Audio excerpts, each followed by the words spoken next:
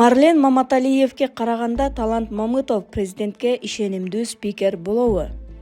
Президенттик шайлоо кийинки жылдын январь айында өтмөй болду. Конституциялык соттун билдирүүсү ушундай жарыяланды. Маанилүү жагдайга көңүл буралы. Талапкер катары Садыр Жапаров кызматын таштап аламанга аттанганда парламент спикери мамлекеттин 2 чылбыр бир тизгинин колго алат. Мурдагы шайлоодо бул вазыйпаны Талант Мамытов аркалап татыктуу түрдө милдетин аткарып, ишенимдүү жандооч болгон. Ал эми азыркы жогорку кеңештин төрагасы Марлен Маматалиев ойноп кетпейби? Кыска убакытта Алмазбек Атамбаевке, Өмүрбек Бабановго, Сокеге, Райымбек Матраимовго ооп кеткен. Күч каякта болсо ошол командага кире бергенин баарыбыз эле билебиз го. 2020-жылдагы октябрь төңкөрүшүнөн кийин эки достун чачпагын көтөрүп чыга келди. Аягында президенттин ишенимине арзып отурат.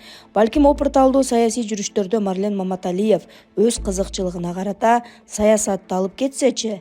Бул боюнча кыракы аттуу баштууларда шек санай баштаганын угуп атабыз. Андыктан спикерлик кызматка Талант Мамытовду эле шайлап көңүлдүү тынчытуу керекпи? Садыр Жапаров терең ойлонуп, өзүнө бекем таянычты тандайт деп ишене туралы деп жазат Арыба Кейже. Өлкөдө жалгыз оппозиционер Мавлян Аскарбеков калды. Ички дүң продукция өстү, казына триллиондон ашты. Профист болуп жатат деп УТРКдан элди алды болуп өнүккөнүбүз айтылууда. Бирок кайра насыя алып жатканыбыз кандай деген мааниде Мавлян Аскарбеков суроо салды. Соңку убактагы мамлекеттин карызы көбөйүп баратканына тынчсыздануусун билдирген. Ал учурда бийликке конструктивдүү оппозиционер катары сын пикирин айтып, ошондой эле көпчүлүктүн кайдыгерлигине, түшүнбөй жашоо кечирип жаткандарга нааразы го. Анығында өлкөдө жалгыз оппозиционер Мавлян Аскарбеков калса, бийлик аны таанып, демократиялык алкакта мамиле жасайбы? Мындайда диалог жүргүзүү керекпи? Өнүккөн мамлекеттердин мисалын алганда деп жазат Арыба Кейже. Ташиевдин унчукпаганы саясаттан кеткениби же убактылуу тактикалык жүрүшпү?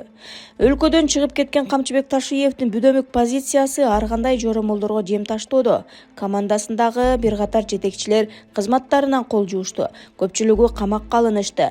Мындай тазалоо иштери дагы уланса керек. Көшөк артында коомчулукка белгисиз көп иштер бар окшойт.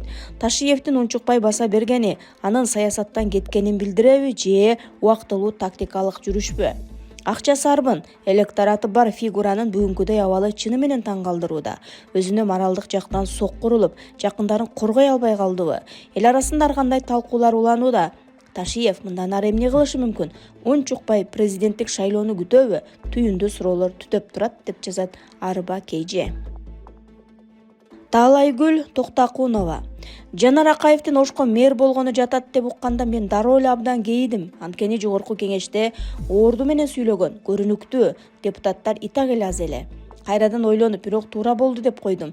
Себеби дегенде Жанар Кубанычович калп айтпасам 3 жолку чакырылыштын депутаты болду. Эң биринчи чакырылыштагы депутат болоордогу шайлоочулар менен сүйлөшүп турганын эстеп койдум. Бир макала эсиме түштү. Ошол кездеги эл стадион чогулуп атса, Жанар Акаев эч пиарсыз эле шайлоочулары менен жолугуп жүрөт деген макалада 10 чакты адам менен. Мен карап, бул Акаев деген ким болду экен? Атактуу фамилия менен да ойлонуп койдум эле. Көрсө ал кезде мен Азаттыкты угуп көрбөсөм керек. Кийин Атамбаев менен окуясы болуп кеткенде съездге жап-жалгыз кирип бараткан видеосун көрүп жап-жаш бала Глейген СДБКнын башын ийген жок, өзүнүн таламын тарттырган жок, азамат экен деп суктанып койдум.